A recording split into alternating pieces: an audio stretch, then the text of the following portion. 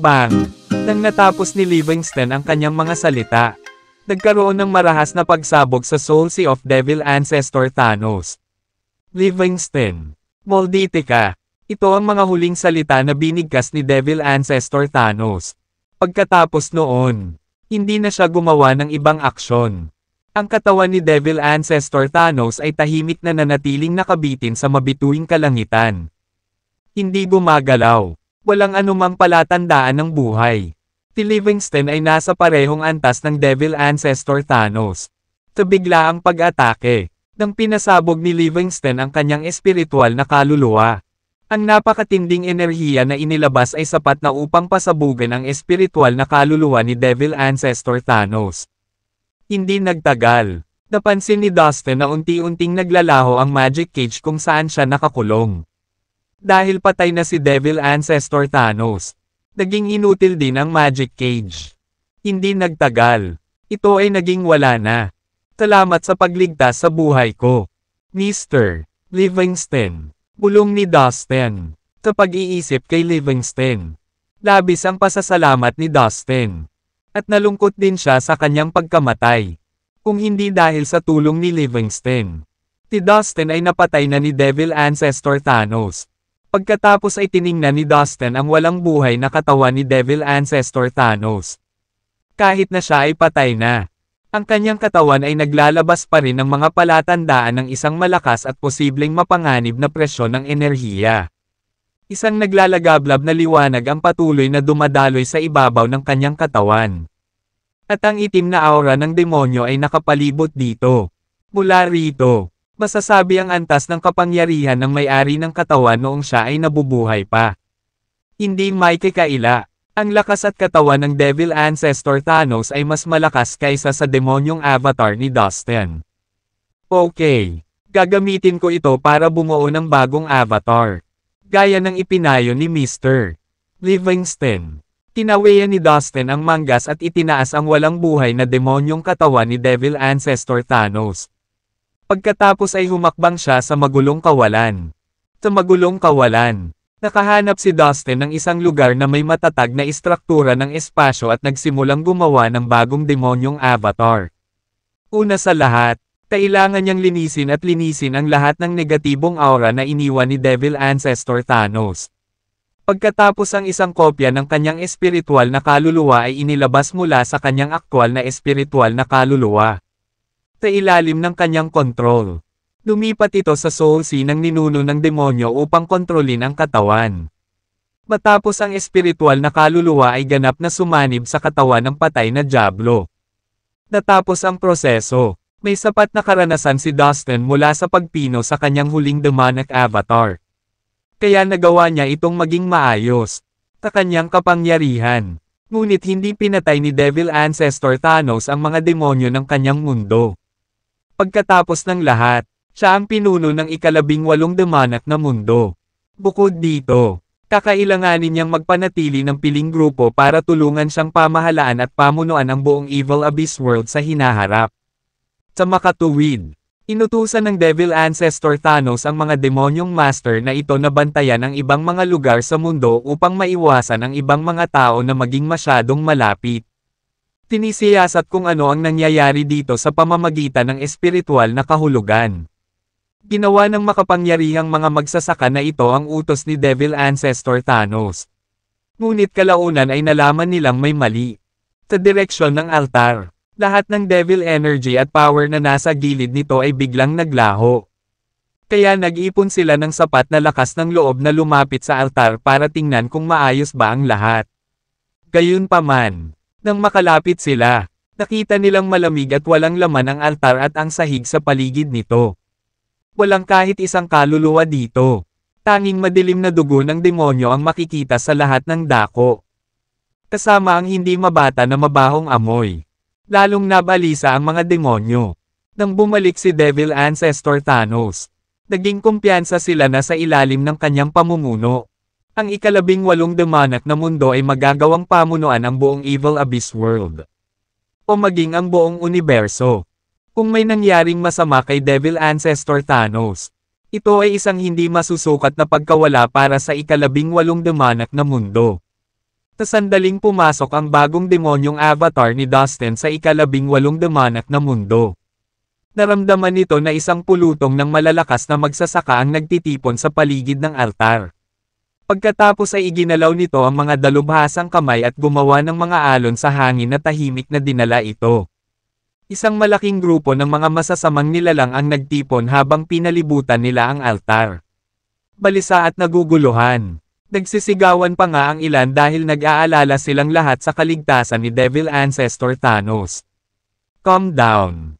Guys, hindi mo ba alam kung gaano kalakas ang Devil Ancestor Thanos? This time, bumalik na ang Devil Ancestor Thanos na mas malakas kaysa dati. Kahit na lumitaw ngayon ang pinuno ng Heavenly Palace, maaaring hindi siya katapat, hindi siya magagapi, walang makakasakit sa kanya. Malakas na deklare ng isang masamang nilalang na ka-level ng isang sekta. Dahil sa kanyang kapangyarihan, ang kanyang boses ay puno ng masamang enerhiya na nanag sa ibang masasamang nilalang. Yes, you're right. We are just fretting and worrying too much. Devil Ancestor Thanos is already an unbeatable existence in the universe. No one can pose a threat to him. Nang maalala ng iba pang malalakas na masasamang nilalang ang kanyang hindi matitinag na lakas. Halatang huminahon sila at hinayla ang kanilang mga sarili. Habang sila ay isang nalilitong tambak ng mga nerbiyos. Tinamantala ni Dustin ang sitwasyon at sa puntong iyon. Ang malademonyong avatar ni Dustin ay nasa kanila ng lihim. Napakalakas ng demonyong avatar. Sa makatuwid, wala sa kanila ang nakadama ng presensya nito. Hindi man lang nila matukoy ang eksaktong oras kung kailan ito lumitaw. Ang iyong Devil Ancestor Thanos ay patay na. Nagmamayabang ka at sinabi mong invincible siya pero nilipol ko siya. Iyan ay isang katawa-tawa na pag-angkin para sa isang taong patay na.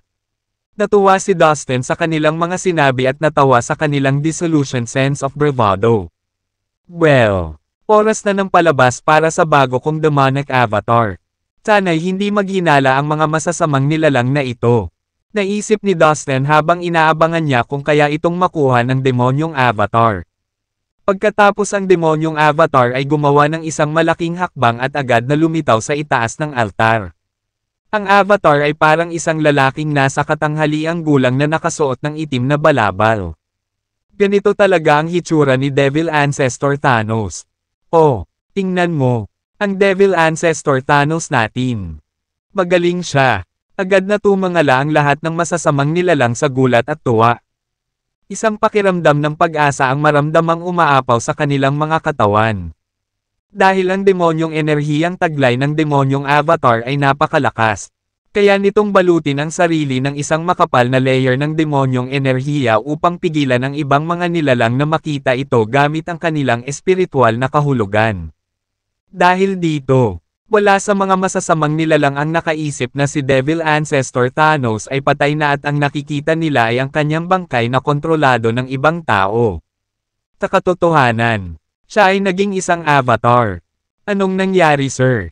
Maingat na tanong ng isang masamang nilalang na katumbas ng lakas ng isang sekta na ninuno habang siya ay gumagawa ng mga pansamantalang hakbang patungo sa Devil Ancestor na si Thanos.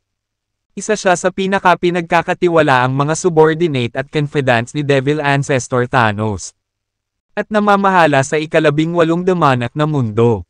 Well, ito ay isang oras. Ang mga bagay ay naiiba. Ang Yaksha Palace ay palaging nagpadala ng isang maliit na pangkat ng malalakas na magsasaka sa Immortal End World dahil sila ay itinuturing na mahina. Gayunpaman sa pagkakataong ito, sineseryoso nila ang pagsalakay at nagpadala ng isang malaking dami ng tao. Ang mas nakakagulat ay bukod kay Dennis, ang vice leader ng Yaksha Palace na namuno sa grupo. Mayroon ding 4 na master na kapareho ng isang sect ancestor. Ito ay isang seryosong makapangyarihang grupo kumpara sa kung ano ang mayroon sila. Nagpapadala kanina, "You've got to be kidding me." Para harapin ang Immortal End World. Ang vice leader ng Yaksha Palace. Personal na pinangunahan ni Dennis ang kanyang mga tauhan dito. Iyan ay isang overkill. Upang pabagsakin ang isang maliit na kalaban tulad ng Immortal End World lamang. Ang Yaksha Palace ay nagpadala ng 5 makapangyarihang master na maaaring tumugma sa lakas ng mga nasa antas ng sect ancestor. Mukhang seryoso ito. Siguro kung magkakaroon ng immortal endworld. Kahit isang individual ang nakaligtas sa pagsalakay na ito. Mabilis na naglakbay ang balita at ikinamangha ng halos lahat. Para sa isang sandali, ang bagay ay naging focus ng buong universo. Narinig ko na ang 8 master ng Immortal Endworld ang 8 Stone Saints ay mahigpit na nakikipaglaban sa taliban ng Yaksha Palace. Tinasabi na ang 8 Stone Saints ay papunta sa ibang mundo ng Immortal End Alliance sa hangarin na magtipon ng mas maraming lalaki ngunit nakasalubong nila ang taliban ng Yaksha Palace. Mabilis na kumalat ang balita at ang lahat ay nag-isip tungkol sa kahihinatnan ng epikong labanan. Kaya naman, walang gustong maiwan. Maraming nilalang mula sa ibang mundo ang nagtungo sa lugar kung saan nakikipaglaban ang 8 Stone Saints sa taliban ng Yaksha Palace upang saksihan ang kanilang sarili. Ang balita na ang Yaksha Palace ay sumalakay sa Immortal Endworld ay gumawa ng isang sensasyon sa universo. Hindi mabilang na mga nilalang mula sa ibang mga mundo ang patungo sa kanilang panoorin ang digmaan. Mukhang naka-recover na si Dennis sa injuries niya. Then that means it's time for we to settle scores with the Yaksha Palace once and for all. Narinig ni Dustin ang balita habang papalapit siya sa Immortal Endworld. Tumigas ang ekspresyon niya, parang murderous ang boses niya. Nang matuklasan niyang ang mga taliba mula sa palasyo ng Yaksha ay nakaharap sa 8 Stone Saints. Agad siyang sumugod sa kanila. Napuno ng mga bituin ang kalangitan sa gabi. Sa ibaba, 2 grupo ang nakatayo. Magkaharap, isa sa mga grupo ay ang Immortal Endworld na pinamumunuan ng 8 Stone Saints. Ang ibang grupo ay mula sa Yaksha Palace. Nakasuot sila ng baluti na gawa sa pinong tanso. Ang ilan ay may hawak na palakol sa kanilang mga kamay. Habang ang ilan ay may dalang halberd sa kanilang mga likod. Tila ay kumikinang sa puot at panganib. Are you the 8 Stone Saints of the Immortal Endworld? I guess I was expecting more from you. But instead, I am disappointed. I heard that you are friends with Dustin. Then killing you would greatly sad him. Isang magandang binata ang humakbang mula sa grupo. Purong puti ang kanyang mga damit. At ang kanyang mukha ay may taglay na kasalan na maaaring karibal sa sinumang babae. Ngunit isang malamig na ngiti ang sumilay sa kanyang mukha. Kapansin-pansing gwapo ang binata. Tatabi niya ay isang matandang lalaki na nakasuot ng berdeng damit. Malungkot ang kanyang mukha, ngunit ang kanyang mga mata ay kumikinang sa bangis. Damn it, you bitch. Halika dito at bugbugin kita hanggang mamatay. Paano mo kami napagsalitaan ng ganyan? Hindi ka naman lalaki o babae tapos mayabang ka pa. Ang 8 Stone Saints ay nagalit sa pang-iinsulto ng binata. Mr. Martin. Madali nating maibaba ang mga ito. Puputulan ko ang mga paa nila at susunugan ko na parang kandila. Napasulyap ang gwapong binata sa nakatatandang kasama. Lumamig ang kanyang ekspresyon sa pangungutya na ibinato sa kanya. Mr. Sanford, they are merely ants. Bakit ka nagagalit kung dudurugin lang natin sila gamit ang ating mga daliri?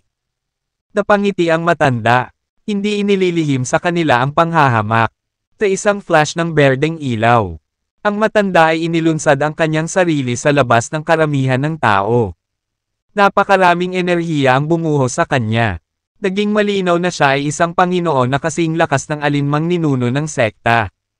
Kaagad, ang mga miyembro ng Immortal Endworld ay hindi makagalaw. Napuno sila ng mabigat na pakiramdam kaya naparalisa sila. Ang 8 Stone Sai. Para sa matandang naka-green. Mga tanga. Mamamatay kayong lahat. Pumayo ang matanda para panoorin ang kanyang berdeng dragon. Isang masamang ngiti ang sumilay sa kanyang mukha.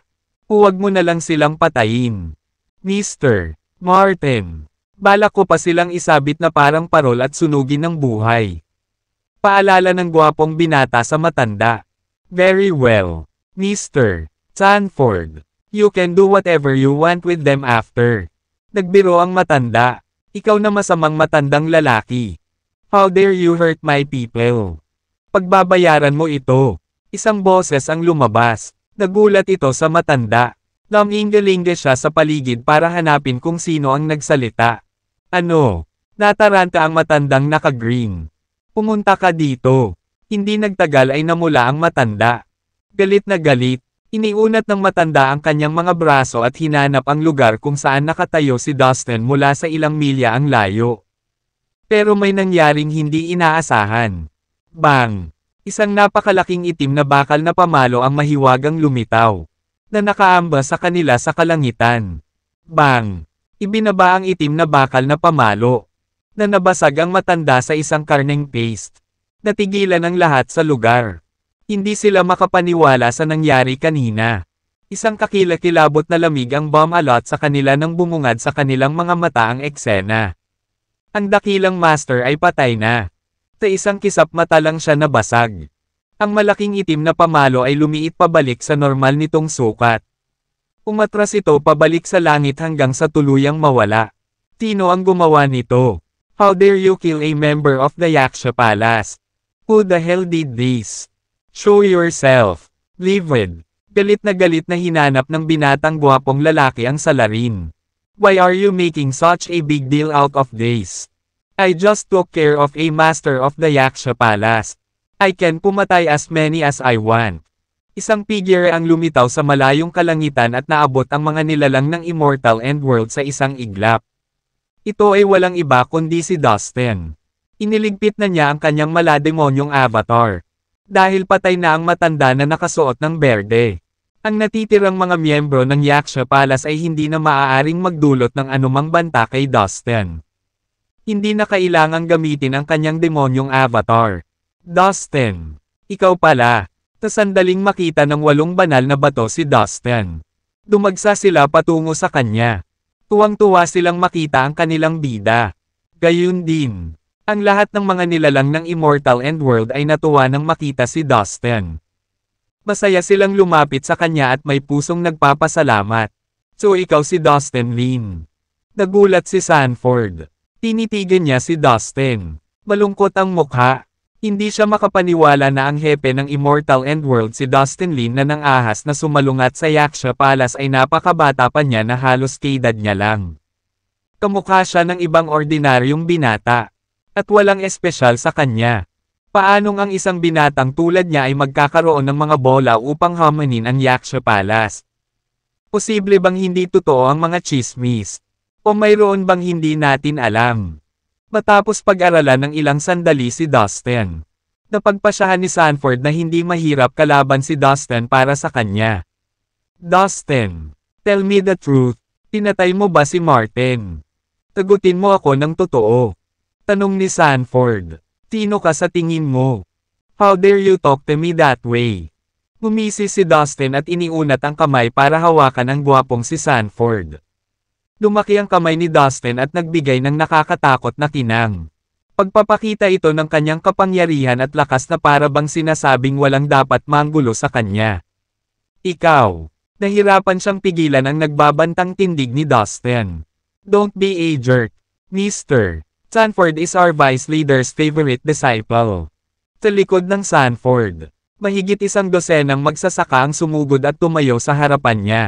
Lahat sila ay mga master sa Immortal Saint Realm mula sa Yaksha Palace. Swoosh! Isang matalim na liwanag ng espada ang tumawid sa kalangitan at hiniwa sa kalahati ang mga magsasaka ng Immortal Saint Realm. Pagkatapos ay binuhat ni Dustin si Sanford mula sa lupa. Malamig na tinitigan siya. Si Sanford ay napahiya sa kaibuturan. Nanginginig sa galit. Ang paraan ng pakikitungo ni Dustin sa kanya ay labis na nakakainsulto. Nasa medium stage siya ng Immortal Saint Realm. Nararapat siyang tawaging talento dahil naabot na niya ang larangang ito sa murang edad. Gayunpaman, hindi man lang niya maipagtanggol ang sarili sa isang paghaharap laban kay Dustin. Nauwi siya sa pagiging bihag ni Dustin sa sobrang kahihiyan. Ang pinakamasakit sa kanyang pride ay ang malisyosong tingin ni Dustin sa kanyang mga mata. Pinangunahan ni Sanford ang isang pangkat ng mga taliba upang pukawin ang mga tao ng Immortal Endworld at lumikha ng isang palabas. Nagpadala ng isang master ng antas ng ninuno ng isang sekta upang i-escort si Sanford. Tiwala si Dennis na walang makakasakit sa kanyang disipulo. Hindi sumagi sa isip niya na si Sanford kasama ang mga lalaking pinadala niya.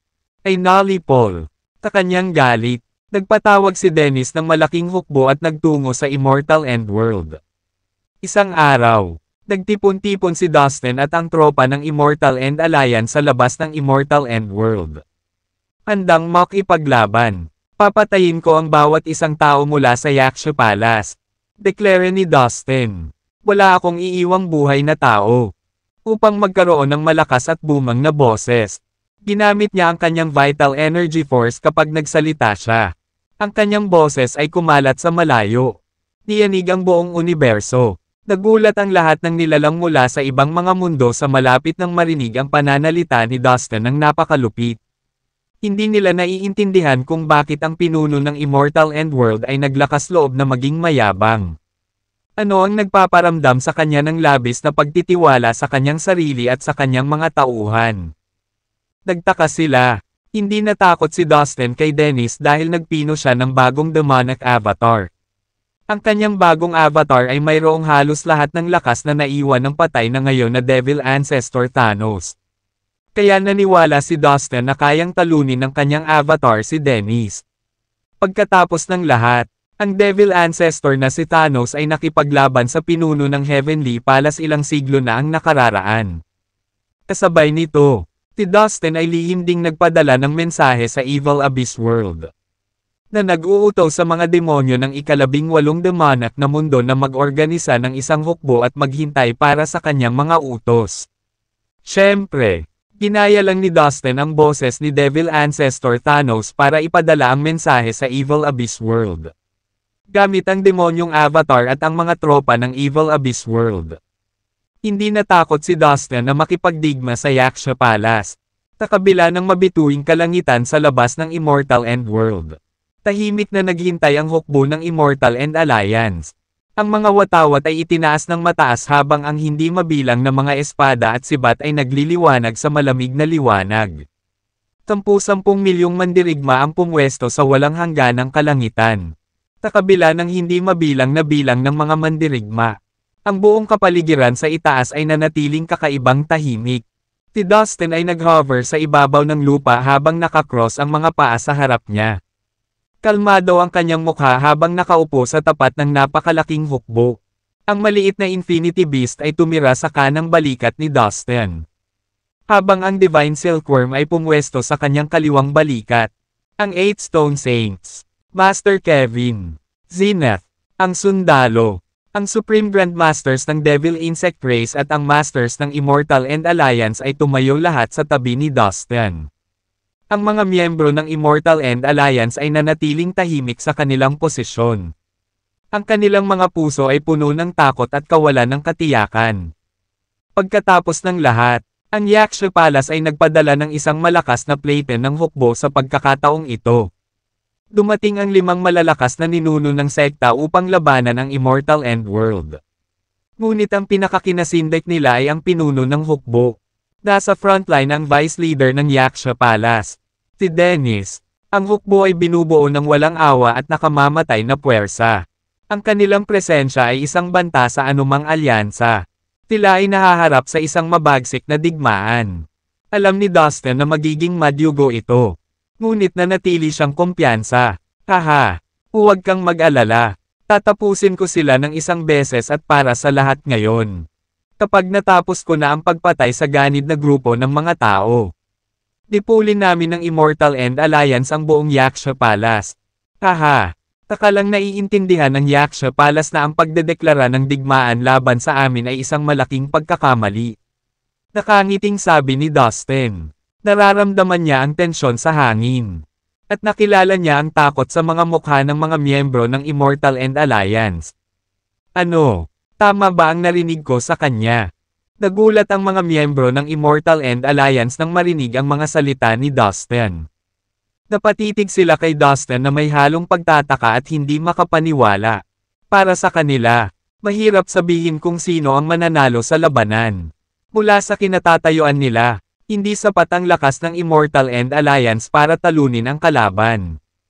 Ngunit sa kanilang pagtataka, ipinahayag ni Dustin na papatayin niya ang lahat ng mga taong ito at patuloy na sisirain ang Yaksha Palace.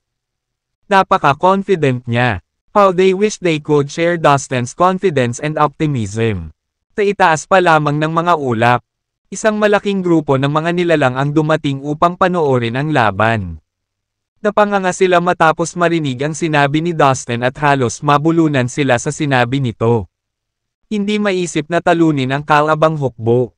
Higit na sirain ang buong palasyo ng Yaksha. Napakamayabang ng pinuno ng Immortal Endworld na si Dustin.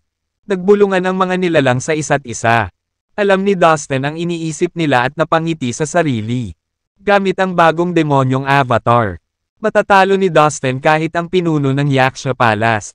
Bahala na si Dennis, ang vice leader. Gayun din. Mayroon na ngayong kapangyarihan si Dustin na utusan ang masamang hukbo ng demonyo ng mga mahal sa buhay. Ngayon na ang huling araw mo dito sa lupa. Nanlamig ang mga mata ni Dennis at puno ng killing intent ang boses nito. Hindi nagtagal. Noong nagkaroon sila ng matinding away ni Dustin. Nasaktan siya sa laban. At ang alaalang ito ang nagpasigla. Ang galit niya kay Dustin. Paano siya masasaktan ng isang tulad nitong binata? Pinaliwala ni Dustin ang kanyang seniority at strength. Dahil dito, desidido siyang gawin ang lahat para patayin siya. Pagkatapos niyang gumaling mula sa kanyang mga pinsala, tinipon niya ang hukbo ng Yaksha Palace at hindi nag-aksaya ng panahon para dalhin sila dito. Sa pagkakataong ito, determinado si Dennis na sirain si Dustin at lipulin ang Immortal Endworld at ang Immortal End Alliance. Old bastard. Parang wala kang natutunang aral sa huling injury mo. How dare you come here to provoke me again? Nakalimutan mo na ba ang sakit na idinulot ko sa iyo? Ngayong gumaling na ang iyong sugat. Hindi kita patatawarin nito. Oras. Nagdulot ka ng sapat na gulo. Babayaran kita ng buhay mo. Umisi si Dustin. Ano? Nasaktan siya ni Dustin. Tinaktan ba ni Dustin si Dennis sa isang away? Ang mga nilalang na tumira sa langit upang manood ay napuno ng kawalan ng paniniwala nang marinig nila ang mga salita ni Dustin. Mayabang kang bata ka. Babalatan ko ang iyong balat at bubunutin ang bawat litid. Puputulin ko ang iyong katawan at pahihirapan ang iyong espiritual na kaluluwa sa pinakamalupit na paraan sa loob ng libo-libong taon. Walang katapusan ang iyong mga pagdurusa. Sa sobrang pagkasuklam at kahihiyan. Si Dennis ay nagalit at nag-alab na galit. Ang hangin sa paligid ay nagngangalit. Ang mga alon ng init ay humampas sa hangin at nagpadala ng buhangin at mga bato na lumilipad ng mataas. Mukhang si Dustin ay not bluffing. Nangyari talaga ang sinabi niya. Tinaktan ni Dustin si Dennis sa laban. Lahat ng nilalang na naruroon ay kumbinsido dahil sa sobrang galit ni Dennis kay Dustin. Itigil na natin ang kalokohang ito. Papatayin ko kayong lahat. Babala ni Dustin. Nanatili siyang kalmado at confident. Haha, Dustin. Tingnan natin kung paano mo papatayin ang mga tao sa Yaksha Palace ko. Natatawang sambit ni Dennis kay Dustin. Huwag kang mag-aksaya ng oras sa batang yan. Hayaan mo lang akong patayin siya. Dennis. Biglang lumabas ang isang lalaki mula sa palasyo ng Yaksha na galit na galit. Ang lalaki ay matangkad at malakas, at may kahanga-hangang tangkad. Sa kanyang mga balikat ay dalawang malalaking palakol na bakal. Isa siya sa 18 general ng Yaksha Palace. Siya ang maalamat na General Armand. At sa isang iglap, nakilala ng nilalang ang malakas na lalaki. Hindi kanya kapareha. Armand. Umiling si Dennis. Nakipag-away kay Dustin noon.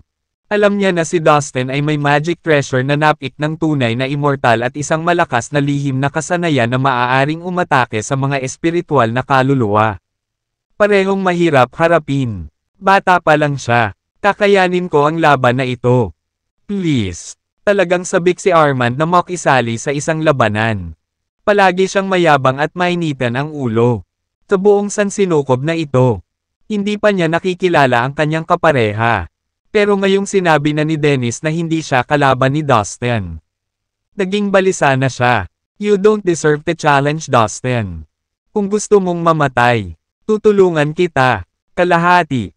Si Asa ay humakbang pasulong. At ang kanyang mga yapak ay parang dumadagandong na kulog. Ano?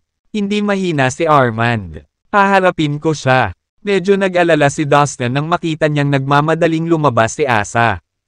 Kung tutuusin, makapangyarihan talaga si Armand dahil isa siya sa 18 general ng Yaksha Palace. Kahit na naabot na ni Asa ang perpektong yugto ng tagumpay ng Immortal Saint Realm. Nag-aalala pa rin si Dustin sa kanya. Huwag kang mag-alala, Dustin. Ilang araw na ang nakalipas. Pumunta ang ating Supreme Grandmaster sa Immortal Endworld para hanapin tayo. Nagbigay siya ng patnubay sa cultivation at nagturo sa amin ng ilang top-grade skills. Magandang pagkakataon ito para sa pagsasanay. Ang isa, pa, sabi ng 7 espiritu ng banal na bato kay Dustin. Tumabi sila sa kanya, relaxed at mahinahon. Napunta ba sa Immortal Endworld ang Supreme Grandmaster ng Spirit of Holy Stone? Naguguluhang tanong ni Dustin. Nang ilabas ni Dustin ang 8 Stone Saints mula sa Ancient Forbidden Land. Narinig niya mula sa kanila na mayroong Supreme Lola. Mula sa Ghost Dome. Sa puntong ito, napunit na ni Asa si Armand sa kalahati at naduraj ang kanyang espiritual na kaluluwa gamit ang isang kamay.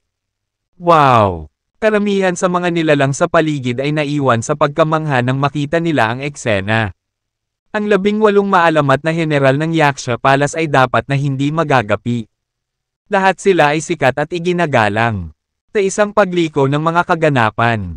Isa sa kanila ay ngayon ay bayan sa 2 piraso sa harap ng publiko. Haha, napakaganda. Kayong mga bastos ng Yaksha Palace. Natatakot ka ba? May nangahas pa bang makipag-away sa akin? Ipinagmamalaki ni Asa ang malaking pagmamalaki at kasiyahan habang hinahamon niya ang mga tao sa Yaksha Palace. Ilang sandali, nanatiling tahimik ang mga tao sa Yaksha Palace. Pagkatapos ng malagim na labanan, walang ibang gustong lumaban kay Asa. Tuwang-tuwa si Dustin nang makitang napakalakas ni Asa. Mula ngayon, magkakaroon ng isa pang makapangyarihang cultivator na nakikipaglaban para sa Immortal Endworld. Humph! You're nobody. How could you be so arrogant? Hindi napigilan ng matandang katabi ni Dennis na mabilis na sumugod kay Asa. Haharapin ko siya. Alam ni Dustin na hindi pa rin kalaban ni Asa ang isang ninuno ng sekta. Kahit na nakakakuha siya ng kapangyarihan. Agad siyang nag-flash sa harap ni Asa. Okay. Ngayon, makikita ko kung gaano kakalakas. Tigaw ng matanda kay Dustin. Sige. Agad namang itinaas ni Dustin ang kanyang espada at itinutok sa mukha ng matanda. Pumunta ka sa impyerno. Ikaw na mayabang na brat. Nagalit ang matanda nang makitang itinutok siya ni Dustin gamit ang kanyang mahabang espada. Hindi niya inaasahan na ganito ang pakikitungo ng isang binata. Napakawalang galang. Kasabay nito, umagos ang dugo sa katawan ng matanda. Nagbigay ito ng matingkad na liwanag at ang mabahong amoy nito ay napuno ng hangin. Kumulo ito hanggang sa nabuo ang isang madugong dagat na kumalat sa malawak na lugar at mula rito ay lumipad ang isang napakalaking dragon. Lamingga-lingga ito sa paligid habang ikinakapak ang kanyang mga pakpak at umuungal. Inilalantad ang kanyang mga pangil at itinaas ang kanyang matutulis na mga kuko. Si Manuel. Hindi ako makapaniwala na sumali siya sa Yaksha Palace. Napasigaw ang ilang nilalang nang makita ang dugong dragon. Kilala si Manuel sa buong universo dahil sa kanyang kalupitan. Tinasabi na siya ay nagsasanay ng isang masamang, makapangyarihang formula na nangangailangan sa kanya na sumipsip ng maraming dugo at gawing sarili niyang enerhiya. Sa makatuwid, upang linangin ang kasanayan, tinipsip niya ang dugo ng hindi mabilang na mga inosenteng nilalang. Maghihiganti rin siya sa mga nang-provoke sa kanya. Hindi sinasadya o sinasadya, bilang isang paraan ng kaparusahan. Papatayin niya ang kanilang mga kapamilya, kamag-anak at kapwa-alagad at pinagpipiestahan ang kanilang dugo. Kaya naman, sa loob ng buong San Sinukob, alam na si Manuel ay isang mapanganib na tao at kakaunti ang mga tao ang nang-ahas na guluhin siya. Nabalitaan na siya ni Dustin pero hindi niya inaasahang magkikita kami ngayon. Manuel, pinatay mo ang buong pamilya ko. Ikaw ang sinumpaang kaaway ko. Manuel, nakapatay ka ng 153. 400 katao sa ating sekta. Hindi ito mawawala ng parusa. Maraming nilalang na nakakita kay Manuel ang sumigaw at sumisigaw sa kanya ng may matinding puot. Napakaraming inosenteng nilalang ang namatay sa kamay ni Manuel. Palagi siyang nakikipag-away sa kanyang mga kaaway saan man siya magpunta. Nang may mapang asar na panunuya, itinuro ni Manuel ang direksyon ng mga tinig.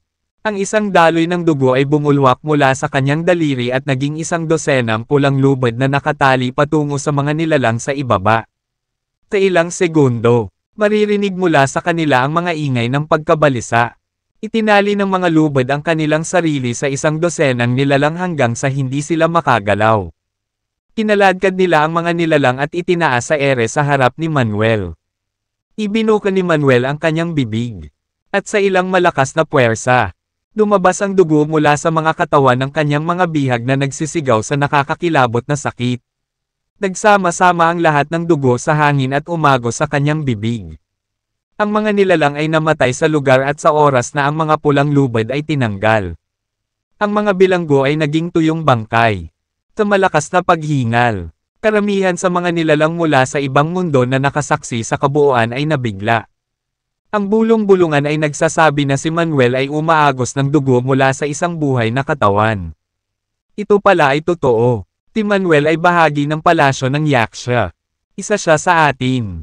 Mas mabuting huwag mo na siyang guluhin. Kung sino man sa inyo ang gustong maghayganti sa kanya, ikaw ang magiging kalaban ng Yaksha Palace. Walang pakialam na sabi ni Dennis. Kaagad, isang patay na katahimikan ang dumating. Kahit yung mga si Dustin. Si Dennis ang sumagip kay Manuel. Ngayong nasangkot dito si Dennis. Alam ni Dustin na hindi niya kayang tapusin si Manuel sa pagkakataong ito.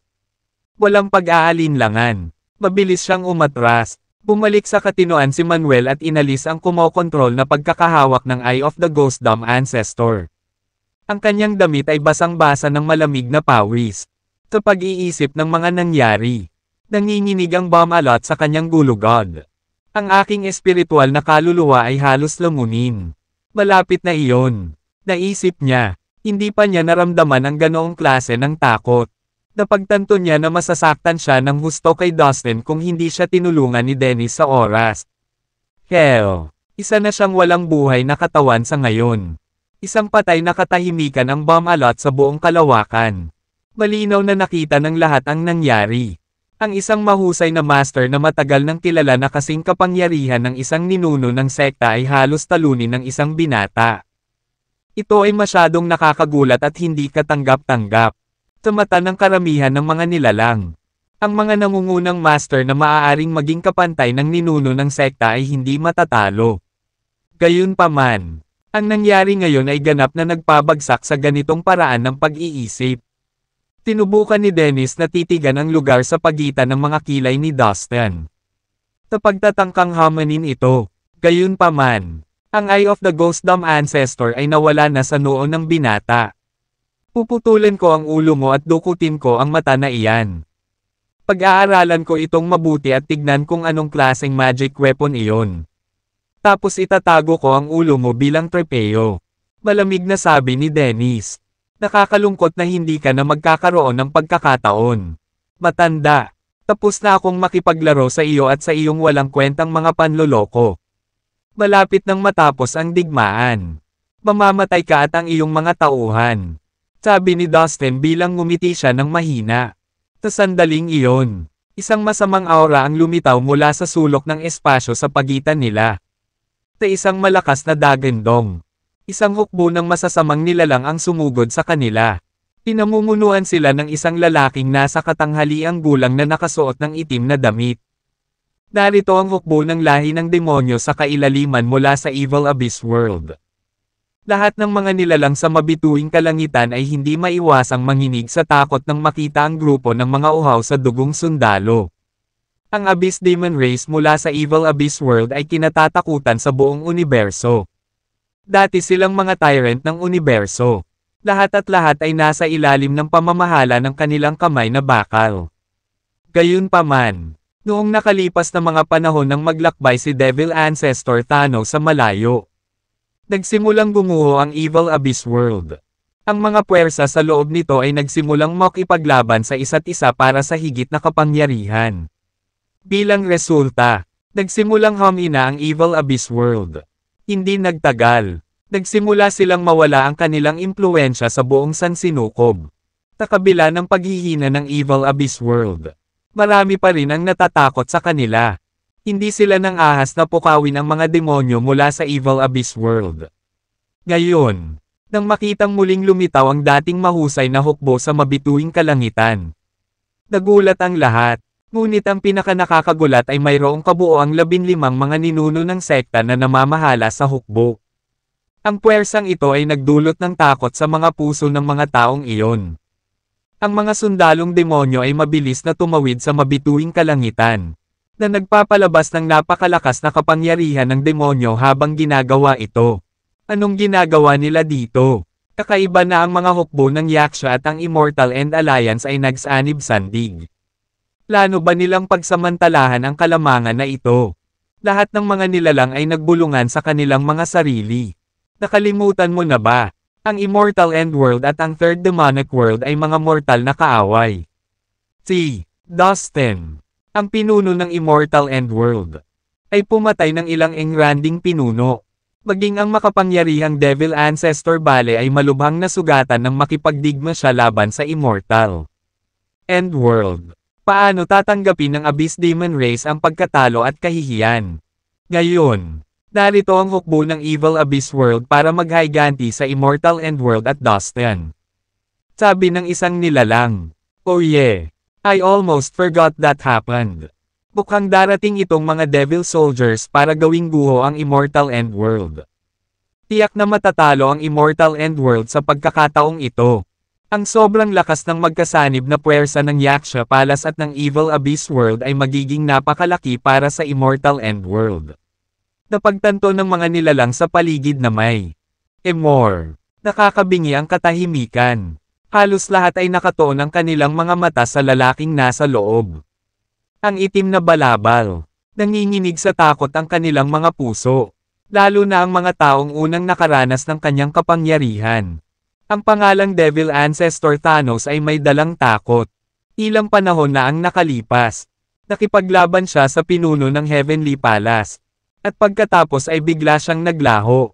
Walang nakakita o nakarinig man lang sa kanya sa loob ng libo-libong taon. At ngayon ay narito na siya. May malaking bagay na mangyayari. Ang balita ng kanyang pagbabalik ay tiyak na magugulat sa lahat. How dare you call the name of Devil Ancestor Thanos without showing respect? Sampelan mo ang sarili mo. Galit na sigaw ni Solo kay Dennis. Kung sa totoo lang, si Dustin ang nag-utos kay Solo na ipahiya si Dennis. Anong pinagsasabi mo? Nakakaloka. Bamaha na naman ng galit ang puso ni Dennis nang marinig ang sinabi ni Solo. Maging ang Devil Ancestor na si Thanos mismo ay dapat magpakita ng paggalang sa Deputy Chief ng Yaksha Palace. Pagkatapos ng lahat, ang Yaksha Palace ay isa na ngayon sa pinakamakapangyarihang puwersa sa universo na ito. Sobra-sobra na ang narating mo. Tuwak, sabi ni Dennis na may halong galit. Wala siyang ginawang masama. Tinabi lang niya ang gusto kong sabihin niya. Narinig mo ang sinabi niya. Ngayon, maging isang mabuting bata at sampelan ang iyong sarili sa mukha. Otherwise, the situation might become a bit gruesome for you. Walang pakialam na sabi ng middle-aged na lalaking nakaitim na balabal kay Dennis. May mataas na tono sa boses nito. Halata ang pagkadismaya niya kay Dennis. Sir, I'm from the Yaksha Palace. Have you seriously decided that you shall get on our bad side just for the sake of this brat? Tanong ni Dennis na may galit sa mukha. Gayunpaman, ang Devil Ancestor na si Thanos ay hindi man lang siya sinulyapan. Para siyang invisible ng ninuno ng demonyo. Nagsimulang kumulo sa galit si Dennis nang makita iyon. At halos madala sa paggawa ng katangahan. Sa kanyang kasalukuyang posisyon, palagi siyang tinatrato ng may lubos na paggalang saan man siya magpunta. Ito ang unang pagkakataon na hindi siya pinansin. Pagkatapos, isang mapanuksong tawa ang tumunog. Yaksha Palace, big deal ba ta? Huwag mong masyadong bigyan ng credit ang sekta mo. Nako, at para sa kapakanan mo kung hindi ka nagpakatanga. Si Devil Ancestor Thanos ay wala sa iyong liga. Stop bobbing him like this. Tawag ni Dustin habang naglalakad palapit kay Dennis. Dahil ang tinatawag na Devil Ancestor Thanos na ito ay ang demonic avatar niya. Ninanipyela ito ni Dustin para magalit si Dennis. Ha! Kung hindi ako sapat para makausap siya, wala ka talagang karapatang magsalita. Tagot ni Dennis. Nagalit sa kanya ang ugali ni Devil Ancestor Thanos. Pero nagpa siya siyang tiisin ito. Dahil wala siyang kalaban-laban sa harap ng ninuno ng Diablo. Gayunpaman, talagang nagalit siya at nagpa siya na ilabas ito kay Dustin. Ngunit sa susunod na sandali, isang bagay na lubhang hindi inaasahan at nakamamanghang nangyari. Haha, it is so nice to meet you, Dustin. I have heard a lot about you. And to get a chance to meet you in person is really a privilege. Tinalubong ni Devil Ancestor Thanos ang bagong dating na may matamis na ngiti. Mabilis siyang humakbang patungo sa lalaki. Inabot ang kamay at nakipagkamay kay Dustin. Haha, actually, I'm also glad to meet you today. Nakangiting tugon ni Dustin. Siya ay kumikilos na parang nakikipag-usap sa kanyang kapantay. Hindi ang sikat na Devil Ancestor Thanos. Sige, mula ngayon, ang Evil Abyss World ay magiging malapit na kaibigan sa Immortal End World. Ipaalam sa akin kung kailangan mo ng anumang tulong. Sabi ni Devil Ancestor Thanos sa mainit na tono, na parang nakikipag-usap sa isang malapit na kaibigan. Ito ay nakakatawa. Ako ay gumaganap ng dalawang papel sa parehong oras. At walang sino man ang mas matalino. Dustin. Ring sa demonic avatar na may sindek. Nagulat din si Dustin sa performance ng kanyang avatar. Ang aking avatar ay hindi bababa sa 70% na kasing lakas ng orihinal na Devil Ancestor Thanos. Gamit ang Diabolic Killing Needle. Ito ay hindi bababa sa 80% na kasing lakas ng Devil Ancestor Thanos noong siya ay nabubuhay pa. Halatang isang piraso ng cake ang paghawak nito sa isang makapangyarihang lalaki tulad ni Dennis. Kahit gaano pa kalakas si Dennis, hindi siya makakapantay sa pinuno ng palasyo ng langit. Gayunpaman, nagawang pantayan ni Devil Ancestor Thanos ang pinuno ng Heavenly Palace noong nakaraan. Naisip ni Dustin, Devil Ancestor Thanos, bakit mo ako inatake? Naguguluhan na tanong ni Dennis. Kailanman ay hindi ako nakipagtalo kay Devil Ancestor Thanos o sa mga nilalang ng Evil Abyss World. Pero inaatake niya ako ng ganito.